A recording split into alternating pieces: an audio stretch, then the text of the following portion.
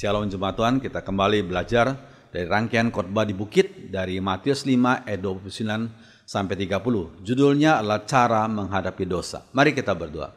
Mohon Roh Kudus urapi hambamu, sensor tuturkan sikap hambamu, dan setiap kami yang mendengar dan menontonnya, kami semua dibimbing oleh Roh yang sama, itu Roh Kudus. Urapi hambamu dan berkati supaya sungguh-sungguh firman-Mu yang hidup, yang kekal ini akan sungguh-sungguh membimbing hidup kami sesehari. Terima kasih dalam nama Tuhan Yesus. Amin. Cara menghadapi dosa. Matius 5 ayat 29 sampai 30.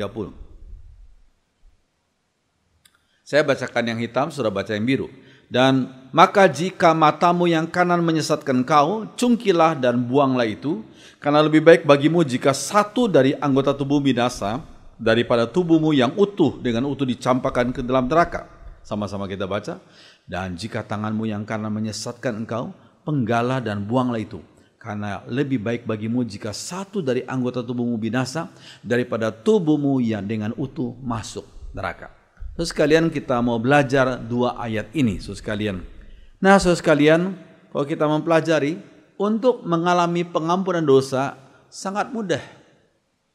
Untuk mengalami pengampunan dosa sangat mudah, yaitu cukup percaya saja. Cukup percaya akan karya Kristus di atas salib. Saudara sekalian, nah, untuk mengalami pengampunan dosa sangat mudah, tetapi saudara sekalian, yang sulit adalah kehidupan setelah itu. Kita sebagai orang yang sudah dikasihi oleh Tuhan, korbannya bagi kita, maka setelah kita mendapatkan kasih Tuhan itu, maka wujud daripada cinta kasih kita kepada Tuhan harus dinyatakan lewat kehidupan kita sehari-hari. Lalu sekalian, nah terkadang tuntutan Tuhan begitu radikal. Ya, lalu sekalian misalnya ambil contoh kepada orang muda yang kaya itu, ketika orang muda bertanya, lalu Yesus menjawab satu hal yang luar biasa. Ya, jual seluruh harta, berikan kepada orang miskin, dan ikut Yesus. Sekali ini satu tuntutan yang bagi kita itu radikal. Tapi Tuhan yang tahu akan kebutuhan orang muda yang kaya itu. Maka Tuhan tahu akan segala tantangan yang dihadapi. Tuhan tahu bahwa hatinya begitu melekat dengan hartanya. Sehingga Tuhan berkata, jualah seluruh harta, berikan kepada orang miskin, dan ikut Yesus. Terus kalian, nah selanjutnya kalau kita melihat Lewi pemungut cukai, Simon, Yakobus, Yohanes dan lain-lain meninggalkan pekerjaan mereka dan mengikuti panggilan Tuhan.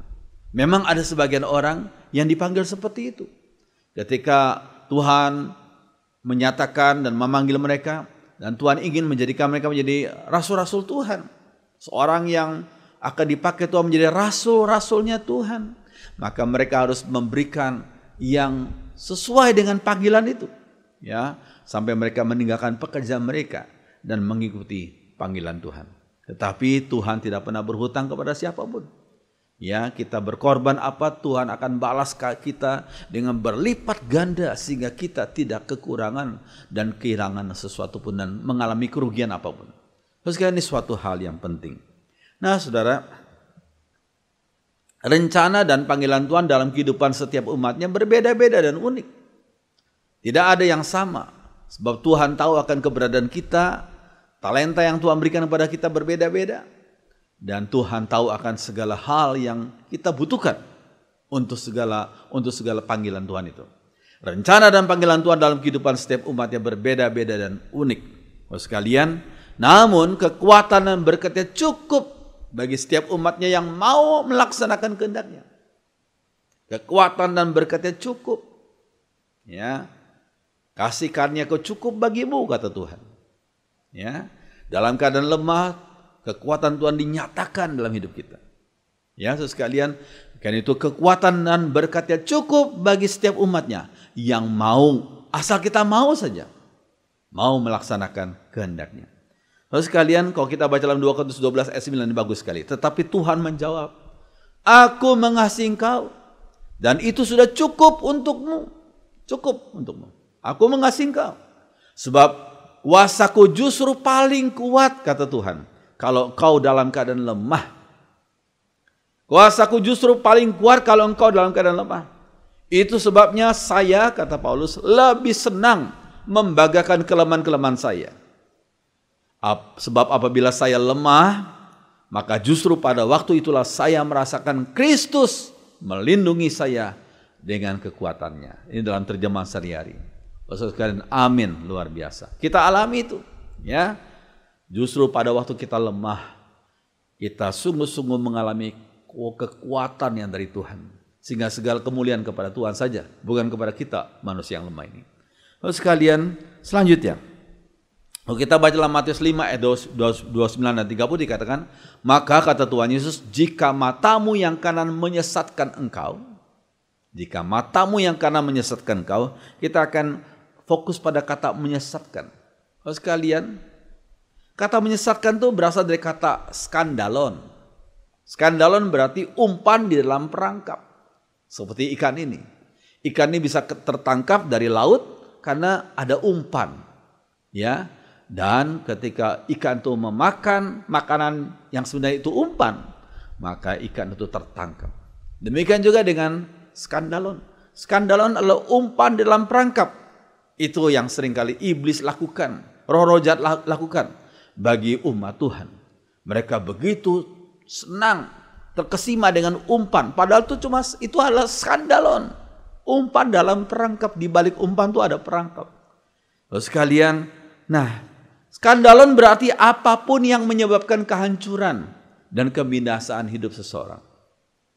Biasanya orang senang dengan hal-hal yang nikmat, hal-hal yang begitu menggiurkan, menggairahkan. Tapi tanpa disadari itu hanya merupakan skandalon. Ya, apapun yang menyebabkan kehancuran dan kebinasaan hidup seseorang. Lalu sekalian, cobaan adalah skandalon. Beda dengan ujian. Ujian itu datangnya dari Tuhan. Supaya iman kita, level iman kita bertumbuh. Tapi kalau cobaan itu datangnya dari setan, dari dunia ini. Bahkan dari diri sendiri, hawa nafsu diri sendiri. Cobaan itulah skandalon. Terus kalian, yang sangat menentukan kita menang atau tidak atas segala cobaan itu adalah keinginan kita. Mau ikut dosa atau melawan dosa.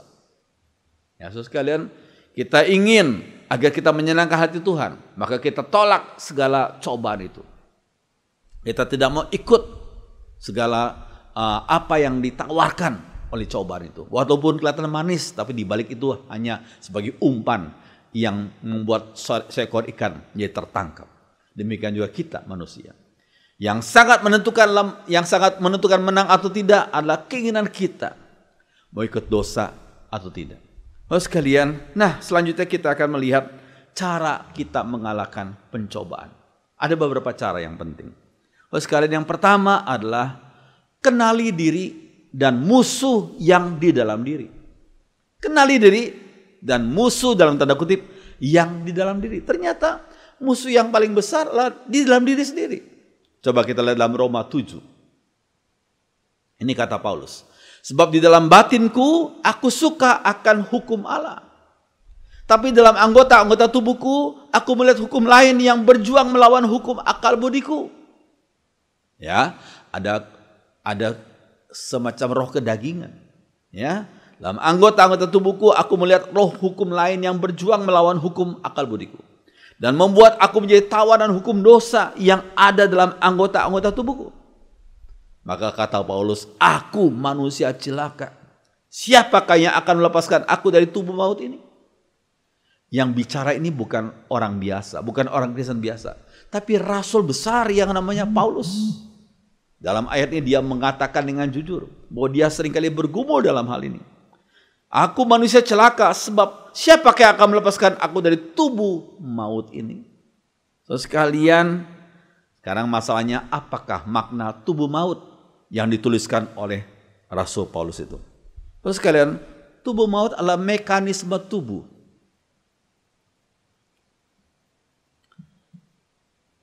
Mekanisme tubuh.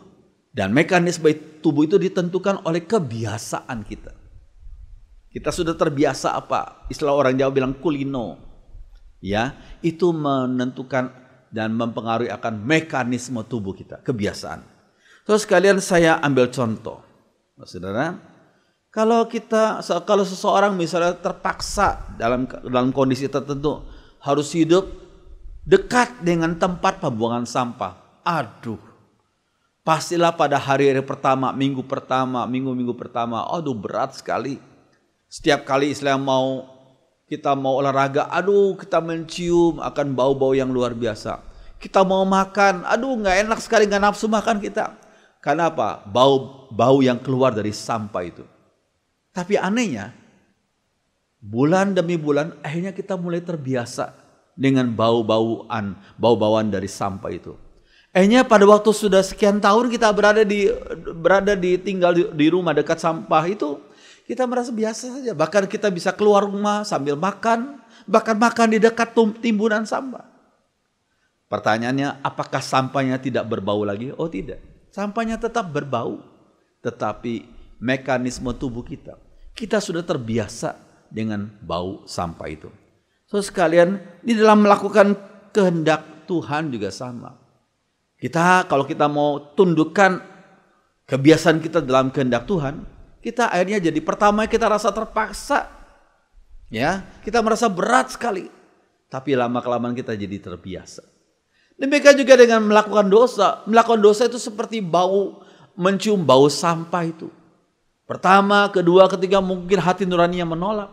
Tapi sudah terbiasa, akhirnya sudah normal-normal saja. Padahal itu adalah dosa dan bau busuk di hadapan Tuhan. So sekalian, kalau kita memperhatikan, mulailah dengan kebiasaan yang baru. Yang sesuai dengan kehendaknya. Ya, mulailah dengan kebiasaan baru yang sesuai dengan kehendaknya. Saudara jangan lupa ini. Awalnya terpaksa kita mengembalikan persepuluhan. Terpaksa kita melatih hidup kita agar rajin membaca firman Tuhan. Terpaksa kita untuk rajin berdoa. Terpaksa kita untuk rajin beribadah setiap minggunya. Terpaksa untuk hidup suci. Memang kita ini manusia berdosa. Awalnya terpaksa. Tetapi jadi biasa. Akhirnya timbul sukacita. Terus sekalian, mari kita baca yang hijau ini terus ya. Awalnya terpaksa, lalu jadi biasa, akhirnya sukacita. So sekalian, setiap orang, kita hamba-hamba Tuhan sama. Kami hamba-hamba Tuhan juga bernatur dosa. Kau suruh melakukan kehendak Tuhan, pertamanya terpaksa. Tetapi kalau terus kita latih diri kita, akhirnya jadi biasa. Lalu muncul sukacita. So sekalian, ini hal penting sekali. Yang kedua, so sekalian, akuilah kelemahan itu di hadapan Tuhan. Jujur kepada Tuhan. Kita punya kelemahan apa? Akui dengan jujur. Kita punya kelemahan dalam pandangan kita.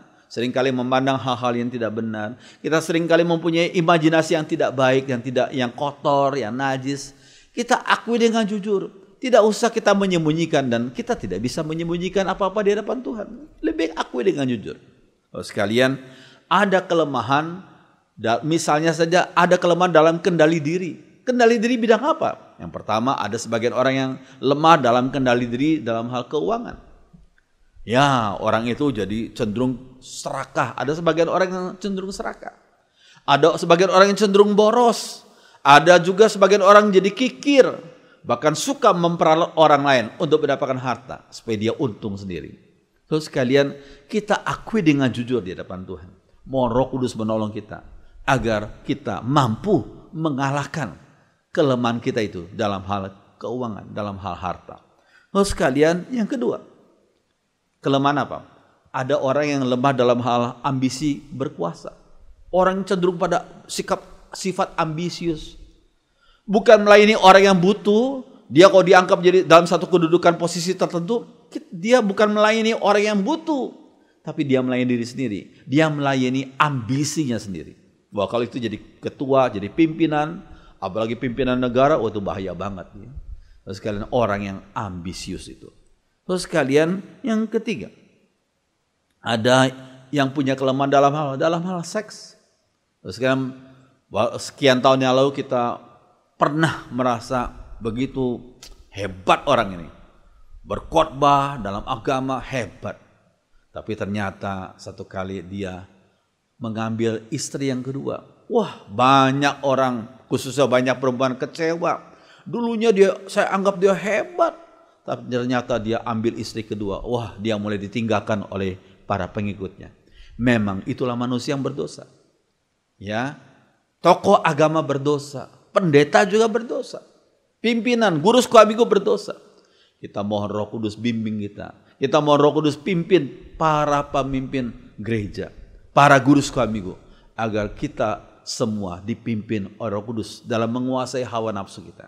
Terus kalian yang berikutnya, ada orang yang emosional, yang mudah tersinggung, marah, gampang ngambek.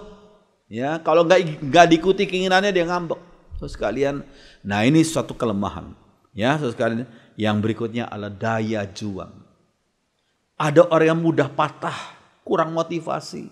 Jadi selalu perlu orang lain atau saudaranya atau istrinya atau suaminya untuk memberikan motivasi. Karena dia mudah patah. Terus kalian, kenapa orang mudah patah? Terus kalian, ada sebagian orang mempunyai mental seperti telur. Ya, telur itu jangankan dibanting, kepentok sedikit pecah dia. Demikian juga sebagian orang. Tersinggung sedikit langsung ngambek dia. Gak mau ikut paduan suara, gak mau ikut pelayanan apapun juga. Padahal cuma tersinggung sedikit seperti telur itu. Tersinggung sedikit langsung pecah. Tapi ada sebagian orang yang seperti bola tenis ini. Ketika dilempar, dia mantul. Ya, dia melambung. Lempar yang lebih keras, melambungnya lebih keras. Terus kalian, kita pun seperti itu harusnya. Kita sebagai umat Tuhan harus mempunyai sikap seperti bola itu. Ya, yang walaupun dibanting, yang walaupun dilempar, kita tidak pecah, tapi malah membal. Terus kalian, ini suatu hal yang mohon Roh Kudus tolong kita agar hidup kita sesuai dengan kehendak Tuhan. Yang kemudian saudara sekalian, yang ketiga adalah suka melihat, berbuat dan pergi ke tempat-tempat yang mencobai. Saudara sekalian, ada sebagian orang yang sengaja karena dia suka melihat, berbuat dan pergi ke tempat-tempat yang mencobai. Sekali Matius 5 ayat 29-30, Yesus berkata apa? Maka jika matamu yang kanan menyesatkan kau, cungkilah dan buanglah itu. Karena lebih baik bagimu jika satu dari anggota tubuhmu itu binasa, daripada tubuhmu yang utuh dicampakkan ke dalam neraka. Yuk sama-sama kita baca. Dan jika tanganmu yang kanan menyesatkan kau, penggalah dan buanglah itu. Karena lebih baik bagimu jika satu dari anggota tubuhmu binasa, daripada tubuhmu yang utuh masuk neraka. Terus kalian, maksudnya apa bagian ini? Terus kalian, maksudnya saya coba memikirkan apa sih maksudnya. Ternyata mungkin penjelasan berikut ini berguna bagi saudara. Mata adalah untuk melihat. Mata yang dicungkil maksudnya berarti tidak bisa melihat. Terus kalian, jadi maksud ayat ini adalah berhenti untuk melihat hal-hal yang membuatmu jatuh ke dalam dosa. Kalau gambar-gambar porno itu yang membuat engkau jatuh dalam dosa, berhenti melihat hal-hal yang membuat engkau dicobai untuk jatuh dalam dosa. Kalau video-video porno itu membuat engkau menghayalkan hal yang tidak baik, yang tidak berkenan, berhenti menonton video-video seperti itu. Terus kalian, jadi itu yang pertama. Yang berikutnya saudara sekalian, tangan adalah untuk berbuat dan kaki adalah untuk berjalan. Sekalian, tangan dan kaki yang dipotong maksudnya apa? Tidak bisa berbuat dan berjalan. Iya toh? Tangan dipotong, kaki dipotong, ya nggak bisa berbuat dan nggak bisa berjalan. Jadi maksud ayatnya adalah berhenti melakukan dan berjalan di dalam dosa. Dengan tekad, dengan pertolongan Tuhan, agar kita bertekad untuk berhenti melakukan dan berjalan di dalam dosa. Terus sekalian, kalau kita perhatikan, jangan ceroboh, yakni menempatkan diri kepada situasi yang mudah dicobai. Jauhilah. Kalau kita tahu kita punya kelemahan bidang itu, jauhilah. Ya, jangan ceroboh, jangan mencobai Tuhan. Ya, kita tahu kelemahan diri kita. Jangan menempatkan diri pada situasi yang mudah dicobai. Lalu sekalian, kalau kita baca dalam Amsal 14 ayat 16. Orang bijak berhati-hati dan menjauhi kejahatan. Tapi orang bebal melampiaskan nafsunya dan merasa aman. Yuk kita baca sama-sama ya. Amsal 14 ayat 16. Orang bijak berhati-hati dan menjauhi kejahatan. Tapi orang bebal melampiaskan nafsunya dan merasa aman. Jadi kalau kita tahu kita punya kelemahan di bidang itu, jauhilah itu. Jangan membawa diri kita ke dalam cobaan, jauhilah itu. Orang bijak berhati-hati dan menjauhi kejahatan. Jangan kita menjadi orang bebal yang malah melampiaskan nafsu dan merasa aman, padahal tidak aman, sangat tidak aman. Terus kalian, nah kalau kita memperhatikan, lebih mudah menjauhi diri dari pencobaan daripada mengeluarkan diri dari pencobaan. Ayo kita baca sama-sama kalimat ini. Lebih mudah menjauhkan diri dari pencobaan daripada mengeluarkan diri dari pencobaan. Maksudnya apa ini? So, sekalian, kalau kita memperhatikan, tidak mudah melepaskan diri dari ketagihan. Kalau seorang sudah ketagihan berbuat dosa, wah, lebih sulit melepaskan diri. Jadi lebih mudah menjauhkan diri dari pencobaan daripada mengeluarkan diri dari pencobaan. So sekalian, kita lihat gambar ini. Ya, ini gambar Yusuf dan istrinya Potifar. Ya, dikatakan dalam Kejadian 39 ayat 12. Lalu perempuan yaitu istri Potifar itu memegang baju Yusuf sambil berkata, "Marilah tidur dengan aku." Tapi Yusuf meninggalkan bajunya di tangan perempuan itu dan lari keluar. Potifar salah seorang yang berkuasa di Mesir. Istrinya pasti cantik, pasti muda, pasti wangi. Dan istrinya setiap hari menggoda Yusuf. Yusuf seorang pemuda yang ganteng, yang muda, yang kuat. Setiap hari digoda. Dan akhirnya pada suatu hari Potifar pergi bekerja. Dan hanya mereka berdua, yaitu Yusuf dan istri Potifar. Langsung istri Potifar pegang baju Yusuf sambil berkata, "Marilah tidur dengan aku, gratis." Ya. Tetapi Yusuf bagaimana sikapnya? Dia meninggalkan bajunya di tangan perempuan itu dan lari keluar. Dia nggak mau melayani cobaan. Ya, makanya betul apa yang saya tulis di atas. Lebih mudah menjauhkan diri dari pencobaan daripada mengeluarkan diri dari pencobaan. Terus sekarang ini suatu hal yang penting sekali. Nah, sekalian yang berikutnya. Kita perlu ketahui, fokuskan pikiran kepada hal-hal yang berkenan di hati Tuhan. Fokuskan pikiran. Jangan bercabang hati. Fokuskan pikiran pada hal-hal yang berkenan di hati Tuhan. Terus sekalian, pencobaan biasanya dimulai dari pikiran. Dari hayalan, dari pikiran, dari imajinasi. Kemudian akhirnya orang itu jadi tergiur. Dan orang itu mulai membayang-bayangkan. Dan mulai mendorong dia untuk melakukan apa yang dia pikirkan dan dia bayangkan. Lalu sekalian, fokuskan pikiran pada hal-hal yang berkenan di hati Tuhan. Bukan yang membawa engkau jatuh dalam dosa. Pencobaan biasa dimulai dari pikiran. Lalu sekalian, kalau kita baca dalam Kejadian 3 ayat 6a. Perempuan itu Hawa melihat bahwa buah pohon itu baik untuk dimakan dan sedap kelihatannya. Lagi pula pohon itu menarik hati karena memberi pengertian. Memberi pengertian. Nah, Hawa mulai tergoda pikirannya. Tergoda imajinasinya. Wah, kalau aku makan buah ini, aku bisa mempunyai kemampuan yang luar biasa. Aku bisa membedakan yang baik dan yang tidak baik. Sesuai dengan ambisinya pribadi tentunya. Sekalian, ini sudah sekalian. Kita perlu fokuskan pikiran pada panggilan Tuhan. Bukan pada hawa nafsu diri sendiri, tapi fokuskan pikiran pada panggilan Tuhan. Lalu sekalian dikatakan, to forget what is behind me. Aku melupakan apa yang di belakangku, yaitu kehidupan yang berdosa. Dan do my best to reach what is ahead. Dan lakukan yang terbaik untuk mencapai apa yang di depanku. Ini ayat yang indah dan statement dan satu prinsip, satu kesungguhan tekad dari Rasul Paulus. To forget what is behind me. Aku melupakan apa yang di belakangku. And do my best. Aku mengerjakan yang terbaik. To reach what is ahead. Untuk mencapai apa yang di depanku. Terus sekarang biarlah hidup kita pun seperti itu. Kita punya latar belakang berbeda-beda. Biarlah kita melupakan apa yang di belakangku. Kita tidak perlu lagi membangga-banggakan dosa yang pernah kita lakukan waktu lalu. Ya. Kita bukan membanggakan hal-hal yang tidak berkenan di hadapan Tuhan. Walaupun pada waktu lalu kita pernah merasa hebat, pada di hadapan Tuhan kita begitu mengecewakan hati Tuhan. To forget what is behind me, lupakan apa yang di belakangku. And do my best, kerjakan yang terbaik. To reach what is ahead, untuk mencapai apa yang di depanku. Terus kalian fokus pikiran. Fokus pikiran menghasilkan kekuatan. Orang yang memfokuskan pikiran itu menghasilkan kekuatan. Terus sekalian kalau kita melihat, nah, mengapa saudara sekalian sinar laser begitu hebat, begitu kuat? Ini jawabannya. Karena sinar laser punya fokus.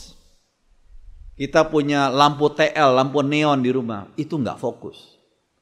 Itu sinarnya biar kemana-mana. Tapi sinar laser lain, dia fokus. Maka dari itu sinar laser begitu kuat, begitu hebat karena fokus sekalian seperti ini. Ya, orang operasi mata ya karena ada kotoran-kotoran atau hal-hal yang bisa menghalangi penglihatannya, dioperasi dengan laser. So sekalian, ini suatu hal yang penting. Kita harus fokus pikiran kita. Itu kalau kita fokus, itu akan menghasilkan kekuatan.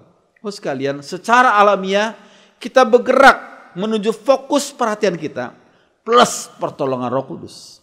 Kita tidak lagi bercabang hati untuk melakukan apa yang dikehendaki Tuhan, tapi di lain pihak kita masih mau ikut cara duniawi ini. Kita fokus perhatian kita dalam hal memuliakan nama Tuhan, plus kita mohon Roh Kudus menolong kita. Luar biasa hasilnya. Ini suatu hal yang penting. Kemudian yang berikut yang kelima. Nah, saudara-saudara, pilihlah kegiatan aktif sebagai pengganti kebiasaan yang buruk. Kegiatan yang aktif kita pilih sebagai pengganti kebiasaan buruk. Itu perlu ketekatan. Kalau kita nggak bertekad, kita setengah hati, kita tidak akan bisa mencapainya. Pilih kegiatan aktif sebagai pengganti kebiasaan yang buruk. Terus kalian ambil contoh 1 Korintus 15 ayat 9 dan 10. Rasul Paulus berkata apa? Karena aku adalah yang paling hina dari semua rasul. Ini kejujuran Paulus ya. Bahkan tidak layak disebut rasul. Sebab aku telah menganiaya jemaat Allah. Rasul Petrus tidak pernah jadi penganiaya jemaat Tuhan. Yakobus sama Andreas tidak pernah. Hanya Paulus yang dulunya namanya Saulus. Pernah sebelum bertobat dia menjadi penganiaya jemaat Allah. Tetapi karena kasih karunia Allah. Semua by the grace of God. Aku adalah sebagaimana aku ada sekarang. Dan kasih karunia yang dia anugerahkannya kepadaku tidak sia-sia. Kalau kita sadar bahwa kita sudah dikaruniai Tuhan, kasih karunia-Nya yang menyelamatkan kita, jangan kita buat kasih karunia itu sebagai sia-sia, hal yang sia-sia. Sebaliknya kata Paulus, aku telah bekerja lebih keras daripada mereka semua. Dia diselamatkan dengan gratis. Kita pun sama, semua orang diselamatkan dengan cuma-cuma. Asal kita percaya pada Tuhan saja. Setelah itu, kita mau melakukan sesuatu untuk kemuliaan bagi nama Tuhan. Makanya Paulus berkata, aku telah bekerja lebih keras daripada mereka semua. Sebagai wujud cinta kasih kita kepada Tuhan yang sudah lebih dahulu mengasihi kita. Tapi kata Paulus, bukannya aku, tapi kasih karunia Allah yang menyertai aku. Paulus sungguh-sungguh sadar, kalau dia bisa menjadi seorang rasul, itu kasih karunia Allah. Kalau dia bisa membawa Injil kepada masyarakat Athena dengan filsafat mereka yang tinggi, itu juga kasih karunia Allah. Kalau kita bisa sehat, itu kasih karunia Allah. Kalau kita bisa punya harta sedikit, itu kasih karunia Allah. Kalau kita diberikan hikmat, talenta, semua itu kasih karunia Allah. Kalau kita bisa sehat, semua itu by the grace of God, kasih karunia Allah. Terus kalian, nah kalau kita lihat selanjutnya. Daripada berkata, saya harus berhenti merokok. Seperti gambar ini. Ya, saya harus berhenti merokok. Daripada berkata demikian, lebih efektif berkata, saya akan langsung berikan uang rokok tersebut untuk sekolah anak-anak. Nah ini. Karena ada sebagian orang yang nggak punya duit untuk menyekolahkan anak. Kenapa? Karena uangnya setiap hari dia bakar 2 bungkus rokok, 3 bungkus rokok. Tapi untuk menyekolahkan anak, dia minta bantuan orang lain. Dia minta komisi diakonia mungkin. Dia minta bantuan pemerintah. Padahal sebenarnya ribuan rupiah, ya, puluhan ribu rupiah dia bakar setiap hari untuk sesuatu yang sia-sia yang merusak kesehatannya. Ya, daripada berkata saya harus berhenti merokok, lebih efektif berkata saya akan langsung berikan uang rokok tersebut untuk sekolah anak-anak kami. Ini suatu hal yang lebih efektif, bukan?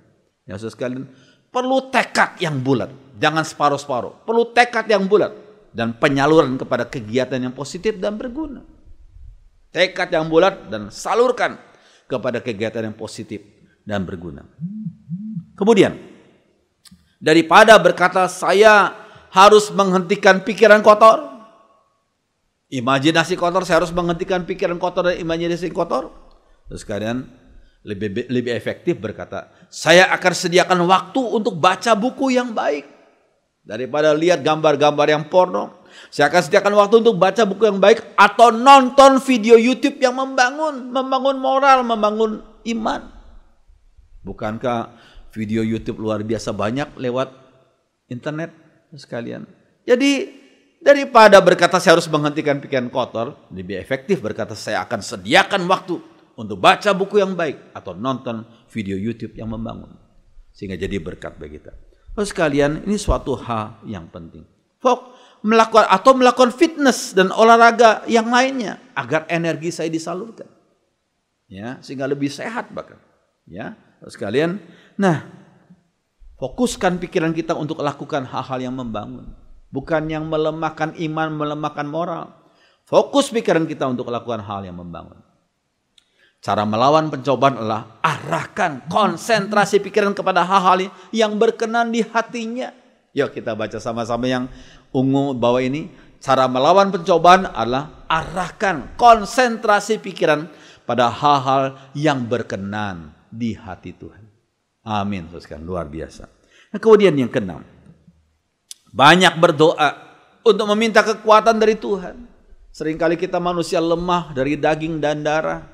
Kita mau Roh Kudus menolong, sehingga kita perlu banyak berdoa untuk meminta kekuatan dari Tuhan. Terus sekalian, nah Mazmur 138 ayat 3. Pada hari aku berseru, engkau pun menjawab aku.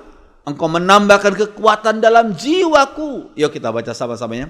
Pada hari aku berseru, engkau pun menjawab aku. Engkau menambahkan kekuatan dalam jiwaku. Luar biasa.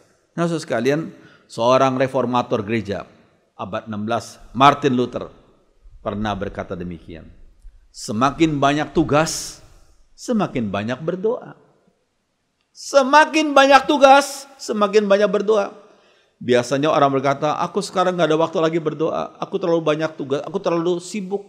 Tapi Martin Luther malah terbalik. Dia berkata, semakin banyak tugas, semakin banyak berdoa. Ya gimana Pak Robi? Kalau saya banyak berdoa, saya gak bisa melakukan tugas. Oh sekalian, Tuhan kita maha tahu keberadaan kita. Yang penting walaupun kita sambil melakukan tugas, hati kita arahkan kepada Tuhan. Pikiran kita arahkan pada Tuhan. Sehingga waktu kita melakukan tugas, walaupun mata kita terbuka, tapi hati kita dekat dengan Tuhan. Hati kita berserah sepenuhnya kepada Tuhan. Hati kita mohon Tuhan, pimpin aku, berikan hikmat aku. Waktu kita setir mobil, waktu kita mengendarai motor, kita bisa berdoa. Bukan dengan tutup mata, kita akan nabrak atau ditabrak. Waktu kita setir mobil atau mengendarai motor, sambil kita menyetir mobil, mengendarai motor, sambil hati kita dekat dengan Tuhan. Kita memandang pada Tuhan. Mohon Roh Kudus tolong kita.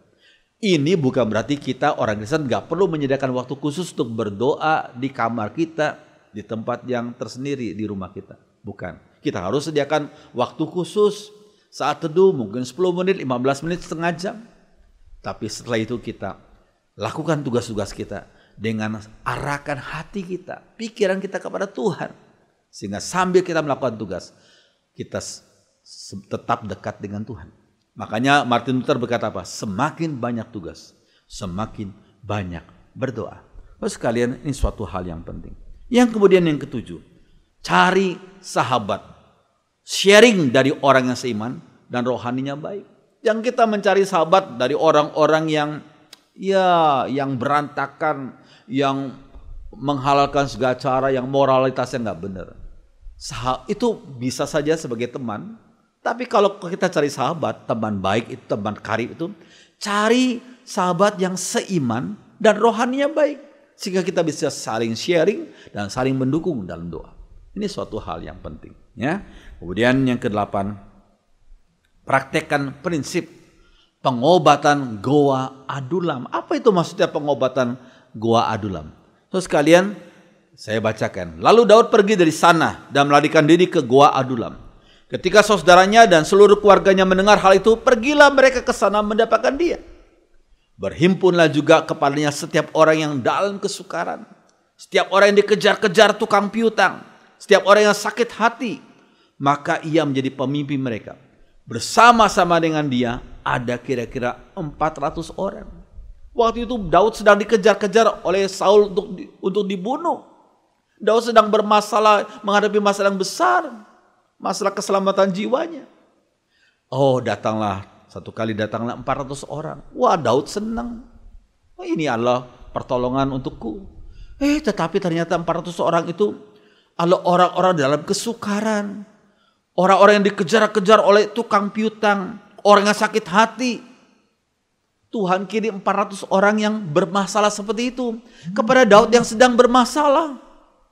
Lalu apa rencana Tuhan? Inilah yang namanya pengobatan goa adulam. Gimana maksudnya? Nah, saudara sekalian, pada waktu Daud mendoakan orang-orang itu, doa yang dia ucapkan itu, doa tersebut menjadi berkat bagi dirinya sendiri. Luar biasa. Pada waktu kita mendoakan orang lain yang sedang bermasalah, sadar gak kita? Doa kita kepada orang yang sedang bermasalah sebenarnya sedang menjadi berkat bagi diri kita sendiri juga. Kita tahu saudara kita atau teman kita sedang bermasalah. Kita juga, aduh Tuhan, aku juga sedang bermasalah. Apakah aku perlu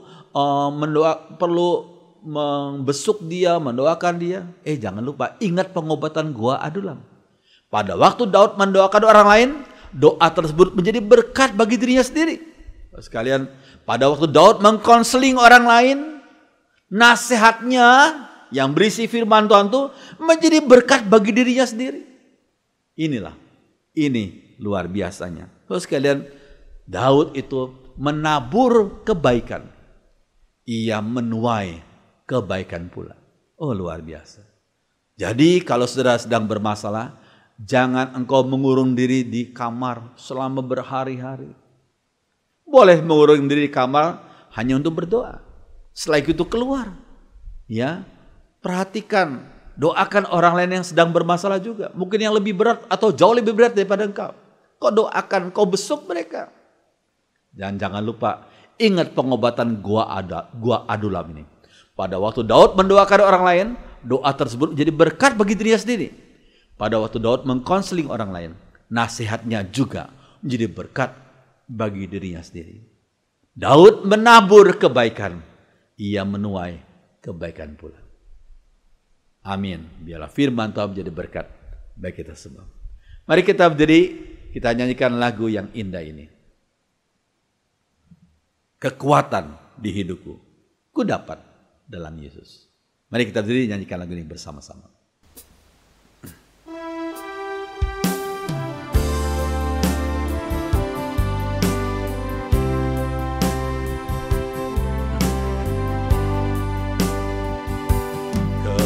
Kekuatan di hidupku, ku dapat dalam Yesus. Dia tak pernah tinggalkanku, setia menopangku, berseru berharap dalam Yesus. Ajaib Kau Tuhan, penuh kuasa, sanggup pulihkan keadaanku. Dalam tangan-Mu seluruh hidupku tak akan goyah selamanya.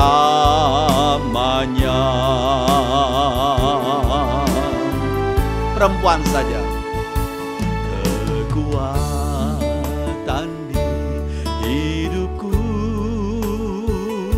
ku dapat dalam Yesus. Pria saja. Dia tak pernah tinggalkanku, setia menopangku.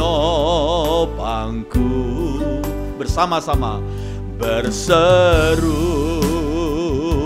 berharap dalam Yesus. Bersama-sama angkat tangan kananmu dan berkata, ajaib Kau Tuhan, penuh kuasa, sanggup pulihkan keadaanku. Dalam tangan-Mu seluruh hidupku tak akan goyah selamanya. Ajaib Kau Tuhan, penuh kuasa. Ajaib Kau Tuhan, penuh kuasa, sanggup pulihkan keadaanku. Dalam tangan-Mu seluruh hidupku tak akan goyah selamanya. Tak akan goyah, tak akan goyah selamanya. Sekali lagi, tak akan goyah selamanya.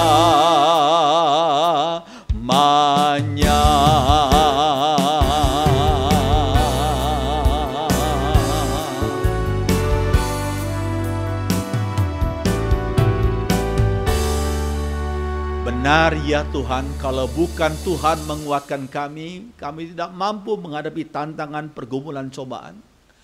Tapi kami bersyukur Tuhan telah mengutus Roh Kudus dalam hati kami, orang-orang percaya pada Tuhan, yang selalu memberikan kami kekuatan, penghiburan, jalan keluar, hikmat, akal budi. Tuhan, kami mau bersandar pada kekuatan Roh-Mu, dan kami mau memandang kepada Tuhan saja. Kuatkan kami, teguhkan hati kami, hiburkan kami. Terima kasih Tuhan, terima kasih untuk firman-Mu yang kami sudah dengarkan pada saat ini. Terima kasih. Dalam nama Tuhan Yesus kami sudah berdoa. Semua orang beriman mengatakan amin. Silakan duduk.